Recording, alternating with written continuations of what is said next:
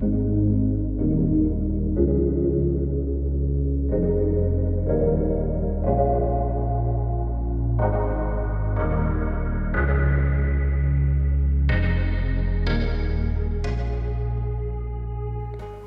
Alexandre, bonjour.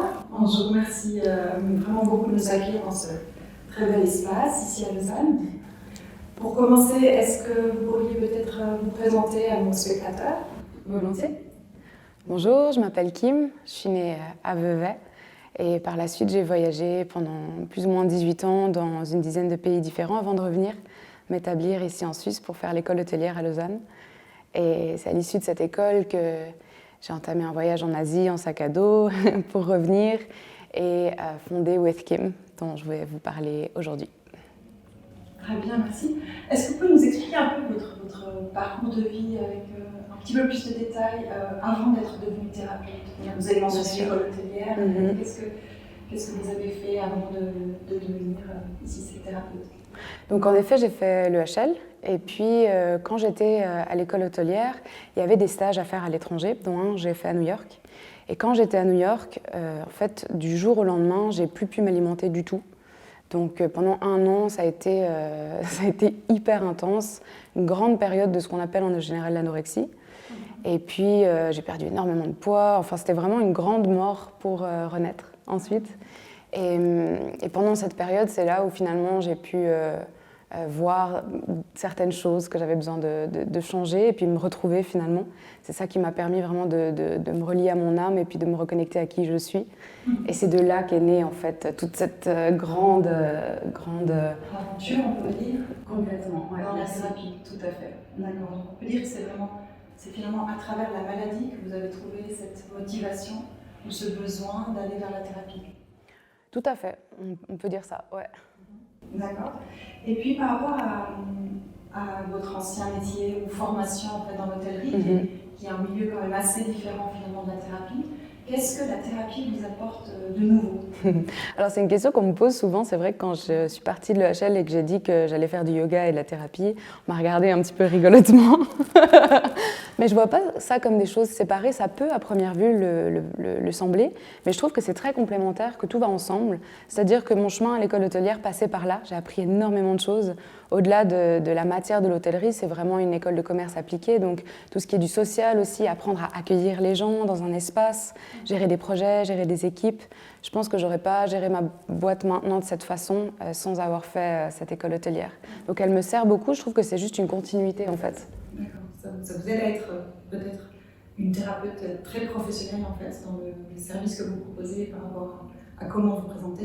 C'est vrai que vous avez un site internet qui est magnifique. Merci. De même que votre espace d'accueil et on ressent cette finalement hospitalité à travers toute cette formation hôtelière en fait dont vous avez bénéficié. Et à contrario, est-ce que vous avez ressenti des difficultés particulières quand vous avez décidé de faire ce changement en fait de vie en fin de compte? Alors des difficultés, je pense qu'on rencontre tous des challenges dans la vie, que ce soit en devenant thérapeute ou dans tout autre domaine. Alors bien sûr, il y a eu des étapes, il y a eu des apprentissages pleins, énormément. Je dirais pas qu'il y a eu des difficultés parce que je sentais vraiment que c'était ça qu'il fallait que je fasse. J'en étais sûre. Et donc voilà, pas à pas, une chose après l'autre, tranquillement. Puis ça continue de grandir et d'évoluer et de croître organiquement et c'est ce que je souhaite pour With Kim, donc c'est super. Parfait. On va parler un petit peu maintenant des soins que vous proposez. Donc vous avez une gamme de soins assez large, soins avec les médecins du ciel, la médecine du cacao, des massages du ventre Maya. Est-ce que vous pouvez nous en dire plus? Bien sûr. Alors With Kim a vraiment pour objectif, pour but d'accompagner les personnes à rayonner leur lumière de l'intérieur vers l'extérieur. Ça, c'est ce que moi j'ai appris avec toute cette histoire de la maladie. C'était vraiment que les réponses ne sont pas dehors, elles sont déjà dedans. Et il n'y a qu'à en fait cultiver cette lumière pour la faire rayonner.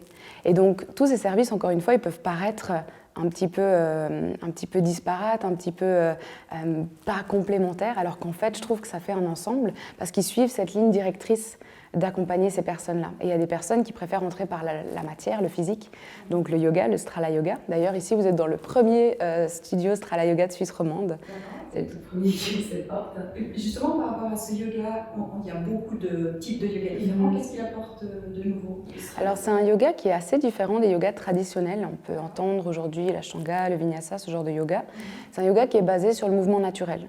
Les 3 fondateurs, il y a une danseuse, un master tai chi et puis un shiatsu master. Donc c'est vraiment ces médecines en fait qui permettent à la personne d'être comme elle est, sans imposer, mais plutôt en proposant. Donc c'est des cours qui se font en musique, il n'y a pas 2 personnes qui font la même chose en fait. Chacun explore son corps à son rythme et en son juste temps. D'accord.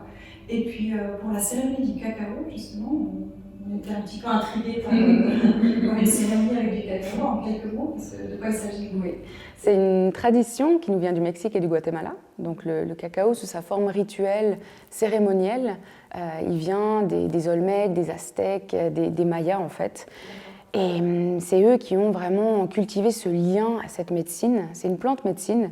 Donc les plantes médecines, en général, ce qu'on fait, c'est qu'on connecte avec la forme physique de la plante pour avoir accès à un aspect un peu plus subtil de la plante. Et le cacao, sur un plan vraiment physique, il contient énormément de magnésium, de fer, de potassium. Donc il est très intéressant pour une détente du corps, bien que ce soit aussi un tonique, parce que le principe actif, c'est la théobromine, c'est ce qui va faire qu'au bout de 20 minutes, on a le cœur qui s'accélère, il y a vraiment une énergie qui s'opère à l'intérieur.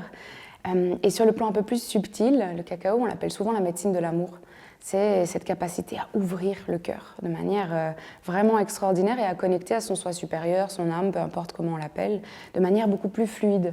Donc en fait, une cérémonie du cacao telle que je l'ai fait ou telle qu'on les fait aujourd'hui sur notre partie du globe, elles sont très différentes de celles qu'ils faisaient à l'époque, ça n'a même rien à voir en fait.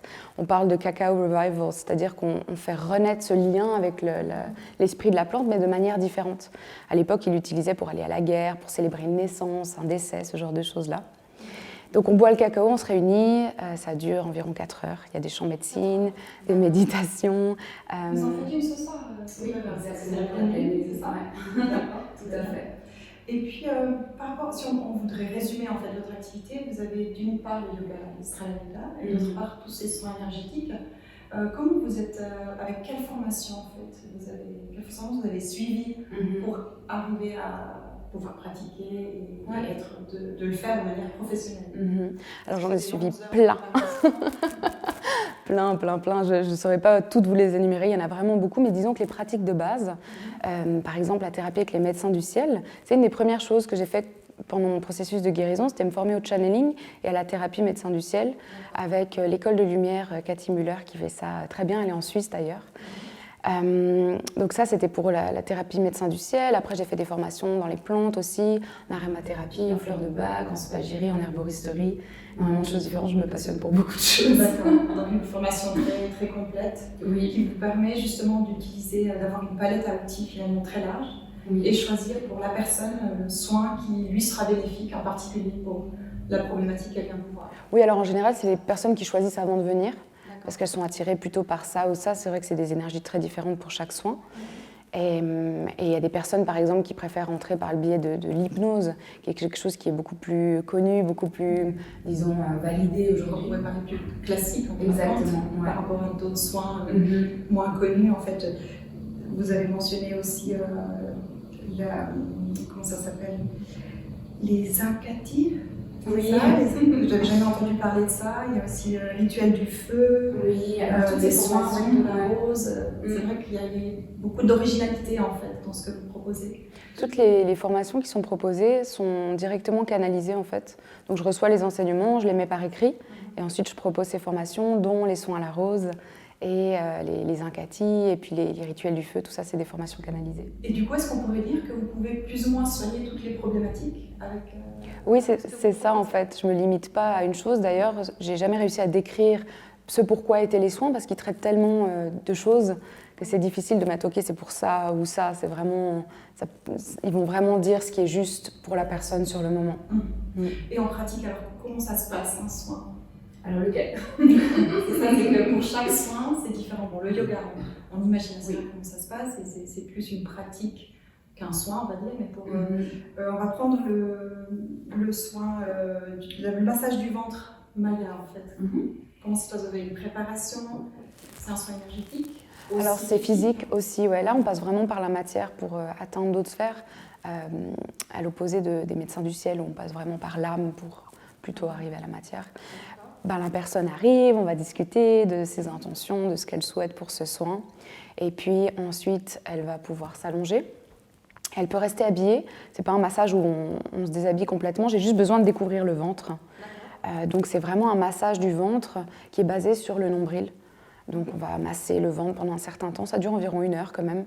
C'est un massage qui libère énormément, sur différentes couches physiques, émotionnelles, etc. Et ensuite, je travaille aussi en énergétique pour réaligner la personne. On fait un petit débriefing à la fin. Et puis voilà, en général, les gens reviennent plusieurs fois pour celui-là, parce que c'est couche par couche. Mais des fois, ils ont besoin que d'une séance, et puis ça leur va très bien. Et puis, j'ai vu aussi que vous proposez beaucoup de formations. Pourquoi avoir choisi de proposer autant de formations? Je crois que je n'ai pas vraiment choisi, je ne me suis pas dit « ok, je vais proposer plein de formations », c'est un peu venu de cette manière. C'est un désir de transmettre des outils finalement aux gens, ça, je crois que c'est de leur donner aussi le pouvoir de se guérir eux-mêmes. Bah, c'est aussi une de mes guidelines, c'est vraiment que redonner le pouvoir aux gens, leur pouvoir. C'est-à-dire que je pense que maintenant, il n'y a plus cette relation gourou-élève. Enfin, pour moi, en tout cas, on est vraiment tous ensemble sur cette terre. Et donc, chacun a les outils en lui, chacun a sa magie, a sa médecine personnelle, etc. Donc, l'idée, c'est de donner des outils pour qu'eux-mêmes puissent activer tout ça. Je ne donne pas des formations où je dis « ok, c'est comme ça ». C'est plutôt en fait comme ça. Et puis ensuite, chacun va... trouve sa voie. Exactement. Il prend ce qu'il a besoin dans cette formation. Oui, c'est très ouvert. Et pour parler médecine, justement, par rapport à la médecine classique, qu'est-ce que vous diriez que vous apportez de différent ou de complémentaire? Je pense que de toute façon, tout fonctionne ensemble et qu'une personne va avoir besoin de ça ou de ça à une période donnée de sa vie. Je pense que ce que j'apporte, c'est une compréhension qui va au-delà de la matière. C'est vrai que quand on travaille avec les plantes, avec les esprits des plantes, qu'on diète des plantes, qu'on travaille en cérémonie, c'est une expérience qui n'est pas vraiment descriptible et chacun peut la vivre pour soi. Donc j'aime bien en fait ouvrir ces espaces sacrés où chacun peut vivre son expérience au lieu de lui dire ce qu'il doit vivre ou de le faire pour lui, je peux pas. Vous avez eu des retours en fait, des témoignages par exemple de personnes qui sont suivies pour un problème particulier par la médecine classique, qui viennent vous voir? Quel est le type de retour que vous avez de ces personnes-là? Alors j'ai eu plusieurs cas, dont un où j'avais été assez surprise et je trouvais ça chouette. C'est une personne qui venait pour le papillomavirus et en fait, je crois que son médecin lui disait qu'il fallait tout enlever, enfin que c'était... Voilà, exactement. Et cette personne voulait voir un petit peu ce qu'elle pouvait faire, donc elle était venue, on avait fait plusieurs soins, etc. Et je me souviens que pendant le soin, il y avait eu les gardiennes de l'utérus qui avaient fait tout un truc, qui avaient enlevé ça, bon... Et puis je m'étais dit, on verra bien, c'est toujours un peu ce que je me dis, on verra bien, de toute façon ça opère comme ça doit. Quand vous parlez d'une gardienne de l'utérus, en fait, comment vous la ressentez, vous la voyez? Alors je les vois, je les entends et je les sens.